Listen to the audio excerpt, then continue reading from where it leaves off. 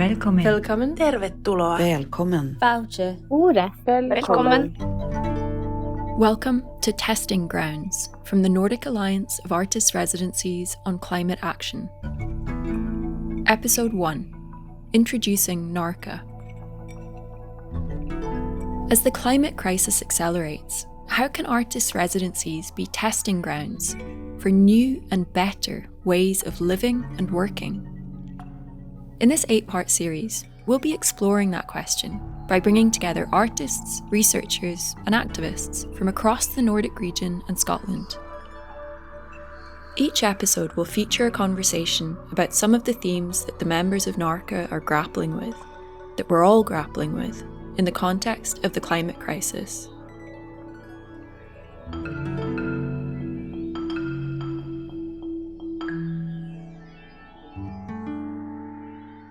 I'm Katie Revell. I'm a podcast producer and I live in Glasgow in Scotland. For me, this journey begins with a train, a boat and a short drive to Cove Park, an artist residency on the Roseneath Peninsula on the west coast of Scotland. Cove Park sits on a lush hillside overlooking a body of water called Loch Long. At the top of the hill is the main building. From here, the artists and writers in residence can gaze out across the landscape. In the foreground, there are sheep grazing on the hillside.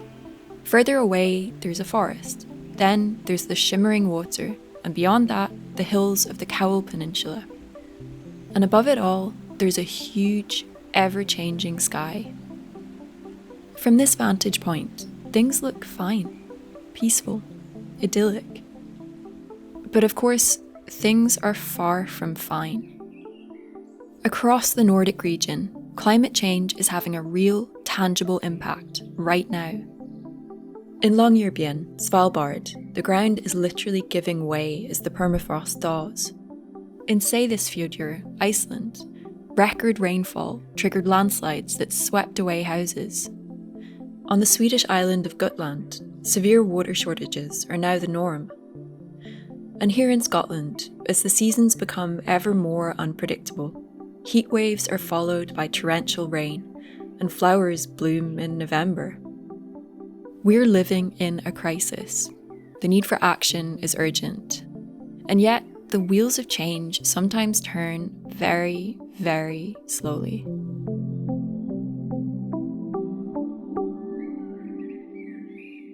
So what role can artists' residencies, like Cove Park, play in encouraging and accelerating that change? The Nordic Alliance of Artists' Residencies on Climate Action, or NAARCA, is a collaboration between 7 artists' residencies. It was initiated by Cove Park in Scotland and Saari residents in Finland, and it officially launched in autumn 2021 at Cove Park. It'll continue till 2024. The founding members of NAARCA are the Baltic Art Centre on the Swedish island of Gotland, Artica in the town of Longyearbyen on the Norwegian Svalbard archipelago, Art Hub Copenhagen in Denmark, and Skaftfell in the Icelandic town of Seyðisfjörður. In 2023, Narsaq International Research Station in South Greenland became the 7th member of NAARCA. These residencies are working together to develop, test and communicate new ways of living and working that are ecologically, socially, mentally and financially sustainable. This podcast series is part of communicating that work. It's one way of expanding the residency experience, opening it up to everyone. Across the series, we'll be travelling to each of the 7 NAARCA members. We'll be meeting some of the people in and around the residencies who are imagining and building alternative futures. I'll be travelling from my home in Glasgow, but wherever you are, we invite you to join us. In this first episode, we'll get a bit of background. How did NAARCA come about? What are its goals? And what is an artist residency anyway? Don't worry about stumbling or repeating yourself, Okay. or that's all in the edit. It's all in the edit. Alexia Holt has worked at Cove Park since 2004. She's now their Senior Director of Programmes. Maybe if you can just briefly explain for people who aren't familiar with the term, what is an artist residency and what's their purpose? I would say it's a place which supports and promotes the work of artists, providing the time, the space, the freedom, the financial support, and in one sense, the inspiration to make and to develop new work.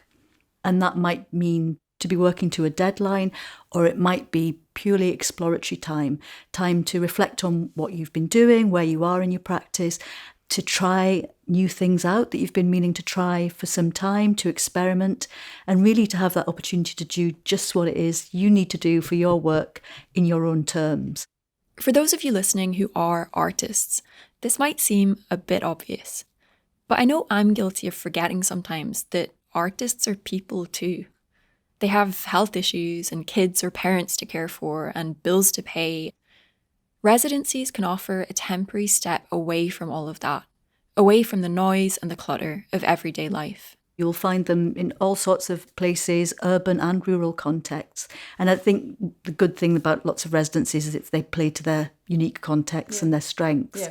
So they can be very, very different. But I think the underlying ambition is really just to help people make the work that they need to make. So while it may be a break from normal life, being at a residency is not like taking a holiday. To paraphrase Scottish poet, artist and gardener Ian Hamilton Finlay, it's not a retreat, it's an attack. And retreat implies that you're kind of removing yourself away, and it becomes quite internalised in some way. Whereas I think a lot of residencies give a moment where you are at your most engaged, your most kind of productive. And to describe it as a retreat maybe doesn't give quite that kind of sense of engagement and directly tackling something that is really actually quite important.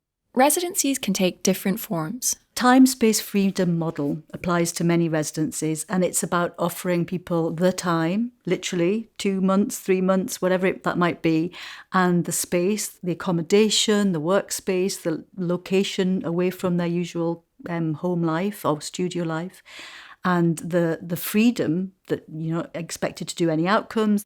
An inquiry-based model is really when you recognise that you have the opportunity to bring together a really interesting collection of people that are thinking about a particular issue or theme or subject. And it's this focused time spent in a context that's different to the everyday, time spent together with other people who have a range of backgrounds and experiences.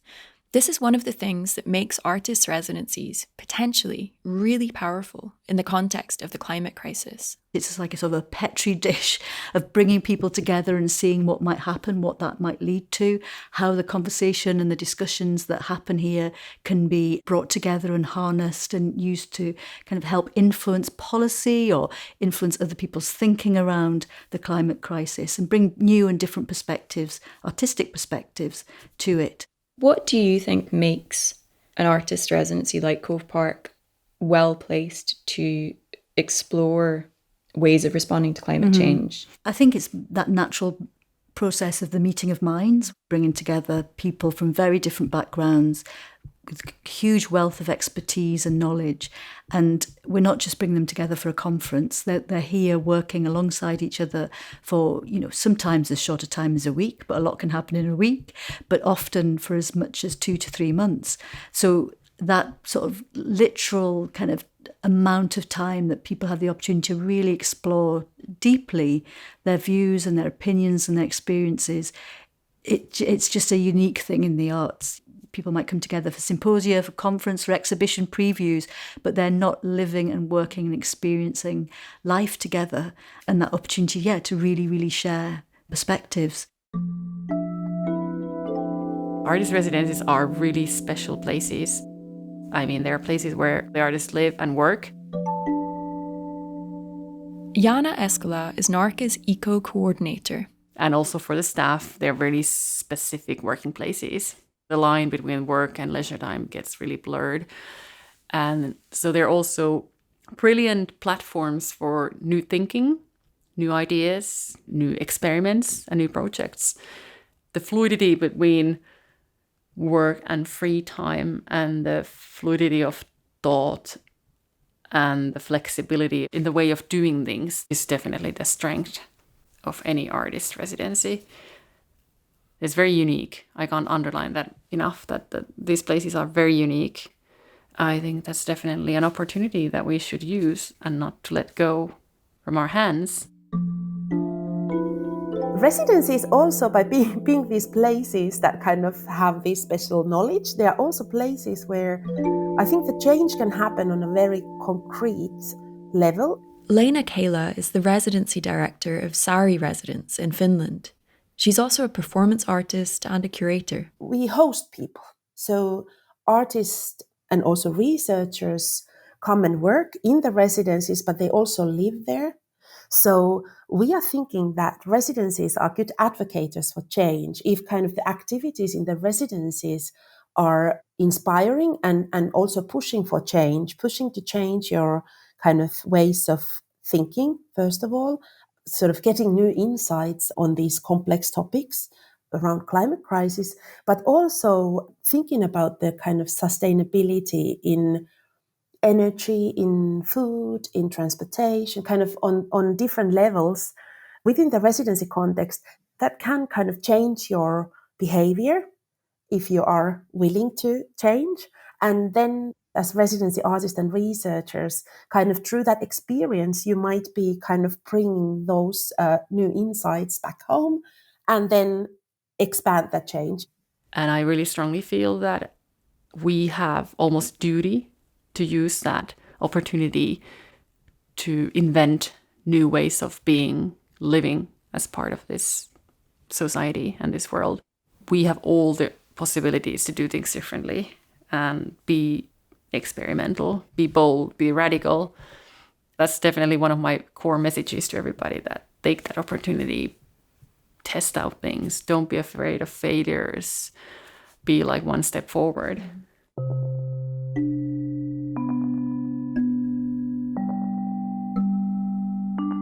So why a Nordic alliance? Maybe that kind of like mainly came from that we share something, and also that Scotland identifies kind of Cove Park being in Scotland, being a residency there, not in the Nordic or Scandinavian country as such, but identifying themselves as Nordic. That was like an interlink that we could find. And on the other hand, like we were thinking that what happens when we kind of put a specific focus on this geographical area and kind of recognizing that even within that Nordic sphere and Scandinavian countries and Scotland, there are also quite a lot of variables in terms of like how climate crisis is affecting on all of us. And also to keep it kind of still small enough for the start. Maybe in the future, we would like to expand and kind of bring in another perspectives and kind of start to expand from that. But yeah, for the beginning, Nordic countries. I think one thing to add is also that the Nordic countries and Scotland are pretty wealthy. These are countries that have benefited disproportionately from the extraction of resources and of people, both from within the region itself and from other parts of the world. And as such, we're disproportionately responsible for the climate crisis and for responding to it.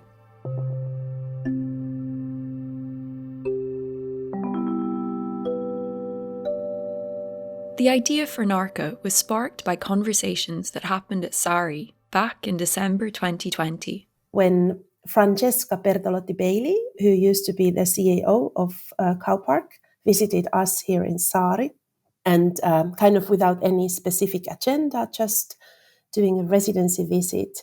And we spent a day together realizing that there's a lot that we're both kind of thinking as the future visions to our residencies.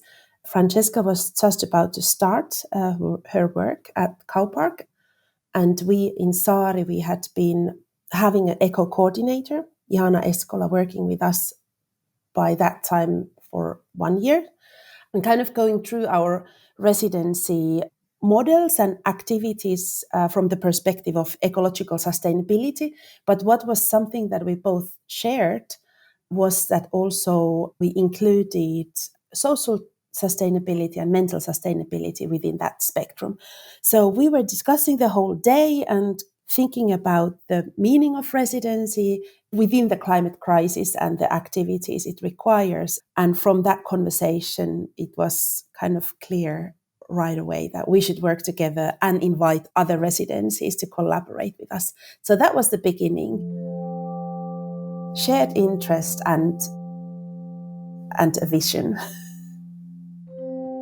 4 other residencies joined the alliance, and NAARCA's first in-person meeting took place at Cove Park in November 2021.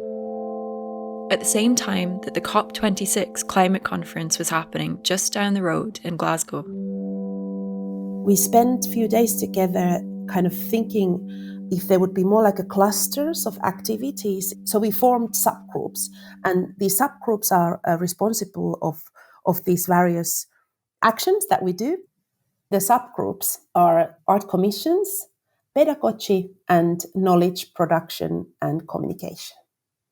Art commissions are commissioning 2 larger artworks where the artist is also traveling to different residencies to make their work, and that like both of the processes will take like a couple of years. Then we have a group focusing on pedagogy, climate pedagogy, especially for children from 10 to 12, developing educational toolkit or packages for schools for climate pedagogy with the means of art. And then the third one is knowledge development and communications. And in that subgroup, we are working on this podcast, for example.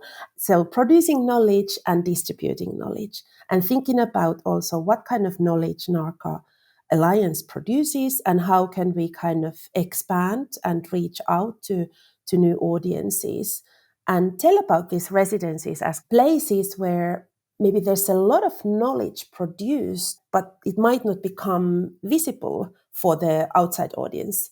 So how to tell about residencies as these special places, locally very much grounded and located, and at the same time being international places where people travel and bring their own practices and also influence the place.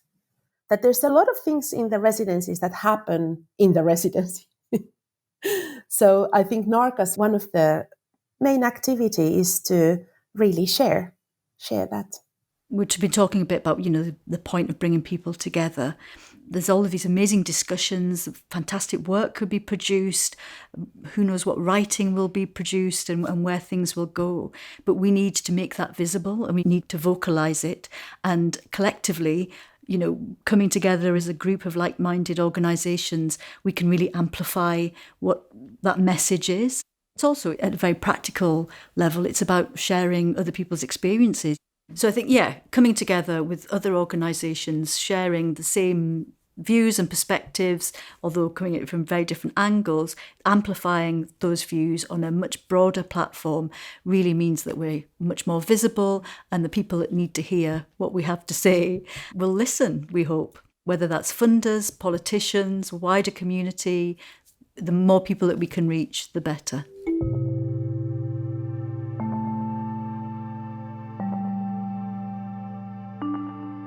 Eco-coordinator Jaana Eskola was based at Saari before she took on the role with NAARCA. And her job with us was 2 years to kind of really look through all our activities from the perspective of sustainability, ecological sustainability, and also to kind of notify what should be taken into account in the future. And that's kind of ongoing process anyhow. So there's no kind of one formula that fits for the future, because things can happen and we need to be kind of maybe making also mistakes and learning and experimenting, and then through that developing our activities. So Jaana continued as the eco-coordinator of the whole NAARCA Alliance. She visited each of the residency only for 1 week, but she had a good kind of concept with which to work with each of our organization. And then the aim is that, first of all, that each of the NAARCA members have a more clear vision what to do and how to develop their actions in terms of the sustainability, but then also like how through these visits and kind of looking at this diversity of our sizes also and geographical locations like mentioned. So how through that we can develop a toolbox that other residencies can also use, so that everyone doesn't need to start from the scratch, but there are some tools and methods and kind of questions to think about in order for each of the residency to look at their their own activities from this perspective. But like even that she worked with us for 2 years, it's an ongoing process. So we cannot say that we are ready. So for each of us, it means that there's a commitment that ecological sustainability is an important value in the residency, and it's a value through which we kind of look at our decisions and actions and also these future visions that we have. What we aim to do within NAARCA is to share our best practices and sort of make all us 6 stronger together than we would be as individual organizations. People working on ecological issues within their organizations, they might be very alone with that work. People have different roles. You might be the director and you also think about the sustainability issues, but then you have no one to bounce the ideas back and forth. So now one important part of NAARCA network is also to offer a platform for discussions and support and exchange of ideas. And also to test out real action. Charlotte Hetherington is the director of Artica Svalbard. We all know those small steps that we can take to do things, but they can be different challenges depending on where you're based. So, for example, here in Svalbard, recycling is actually very hard. When I was living in the UK, it's obviously you feel like you can kind of pat yourself on the back because you're doing your recycling, you're sorting your plastic and your cardboard. And then when I moved here, we can't recycle plastic. And all of our waste has to be shipped off the island. So it really makes you think, okay, how can I reduce so that I'm not just putting this into the bin? So it's quite helpful to be challenged even on those everyday things. But we all know that it is much bigger than that.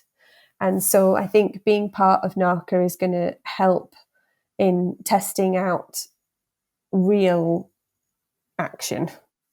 When I started here in late 2020, I really wanted us to start thinking about our environmental strategy and plan, because that's something that's not currently in place. And to me, it's the elephant in the room because we are in a very remote and vulnerable location. And I think it's something that we need to discuss. It's something that we need to address. We need to start asking ourselves some of those difficult questions of why and how are we bringing artists and writers here. So that's something we're going to be working on a lot next year with our partners and with our board.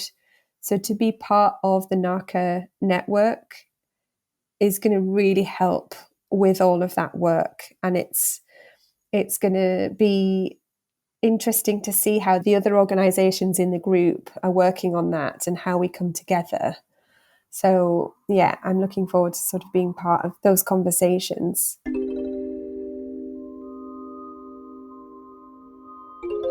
So how does NAARCA actually hope to achieve change? It's a massive question. What change and how do we perceive change?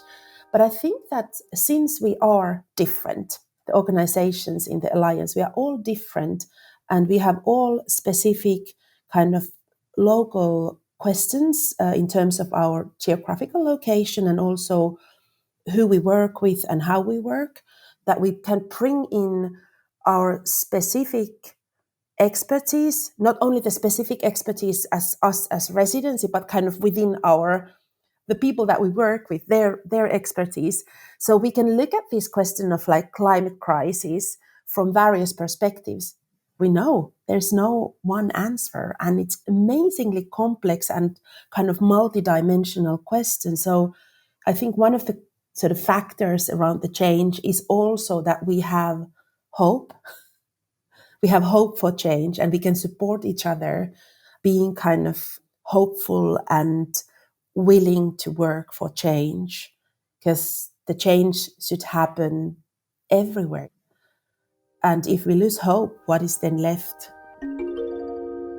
What would you say motivates you to do the work that you do? I could almost turn it other way around. I couldn't do anything else. I mean, if I'd work on something completely different, I'd feel that I'm wasting my time. I'm wasting 8 hours per day not to work on the most burning topics of our time. So I feel very privileged that I can be part of this project. So yeah, the motivation obviously comes from the urgency and justification for our own existence, that we all have to do our share to keep this planet livable for the future generations. So yeah, I don't need to look for the motivation very far. I've worked in the arts for a very long time. I love it. I love working with artists, amazing thinkers, makers, producers, making life-changing work that really helps you understand and see the world in different ways, introduces you to all sorts of new experiences and ideas. That's really what I love. Working with artists at Cove Park when the pressure is off in many senses, when they can explore, they have the right to fail as well as to succeed, to make big changes in their work. It's privileged access and a really amazing moment to work with artists. And in terms of the environment, you know, having been brought up in rural Cumbria and living now in rural Scotland, I care very much about the environment and how we live and how we care for each other. I care very much about social justice and, you know, the levels of deprivation at play in this country, in the wider UK, very much. Cove Park is an amazing resource and we want to share that with as many people as possible. On a national level, there is so much wealth in all sorts of ways and it's just not equitable, it's not shared.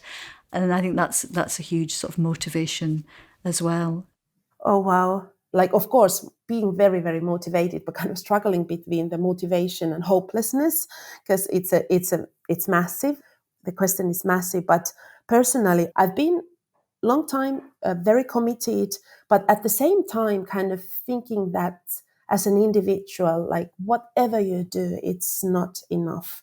So I think my personal motivation in the Saari residence, kind of being super committed to ecological sustainability that we want to develop and also embrace, comes from this idea that we need to do this together.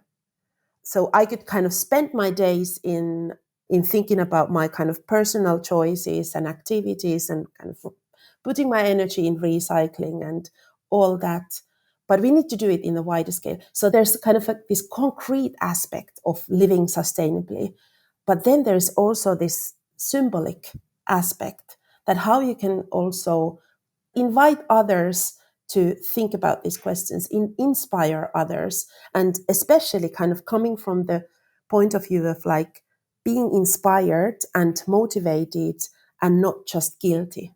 Because if you're kind of working from the perspective of guilt and being kind of feeling super guilty, you burn out yourself really easily, then you give up because it's just a massive task.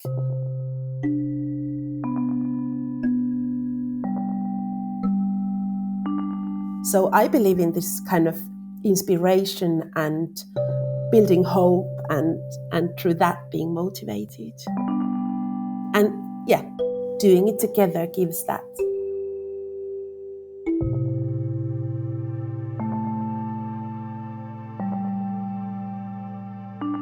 What are your hopes for the Alliance?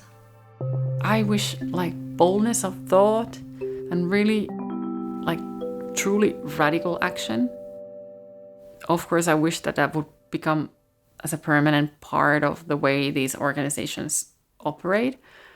But even if that's not the case, I wish the braveness and boldness to try out things, be willing to fail, but just to start doing things differently. Because words don't mean anything, actions are everything. And until we really start doing things differently, nothing will change. Good example is traveling, that the more people travel via land, the more change we can create and the more positive like example we can give. And slowly introducing different kind of habits into our ways of operating. This is what we are made for. Artist residencies, basically everything is possible. There's no obstacles of doing things in the most imaginable and crazy ways. So we should not waste that opportunity. You know, we're at a really scary time and art can, I think, often some people think it's a luxury. It's something that, in good times you do. And I don't believe that. I think it's something that at bad times you need to really do more, because this is where change happens. The arts enriches life, absolutely. It's an enjoyable thing to do. But I really do believe it's where change happens. Art and artists' role in change and working with the question of climate crisis from different perspectives is really about imagining. Because we have facts. We are not missing the facts that what's going on. And there's an endless scientific research, endless amount of knowledge. So the input from art and artists for this discussion is not only knowledge. Of course, it can kind of like come with it, but it's to imagine. It's to kind of open this horizon, not only to see, but to kind of like use other senses to experience, to understand the question in its complexity. We're talking about carbon footprint, but then we're talking about the handprint that the art can do. So art can kind of be the positive actor in that field, and really through that kind of imagining alternative futures, we have kind of something to go towards. In the next episode, we'll be travelling deep into the Arctic Circle to visit NAARCA's Norwegian partner, Artica Svalbard. I'll be talking to an architect and an anthropologist about how the built environment acts as an interface between people and climate change. Thank you for listening to this episode of Testing Grounds from the Nordic Alliance of Artists' Residencies on Climate Action. Subscribe to hear the rest of the series and find out more about the project at naarca.art. If you enjoy the podcast, please tell your colleagues and friends and leave us a review. It really helps us to reach new people. This episode featured Alexia Holt, Leena Kela, Charlotte Hetherington, and Jaana Eskola. It was produced by me, Katie Revell. Our series music is by Loris S. Sarid, and our artwork is by Jagoda Sadowska. Thanks also to Alex Mars, Jakob Fabricius, Rose Tetkat, Helena Selder, Lisa Ottogena, Iban Mosbeck, and Julia Martin. NAARCA's initial 3-year programme is generously supported by Kona Foundation and Nordic Culture Fund.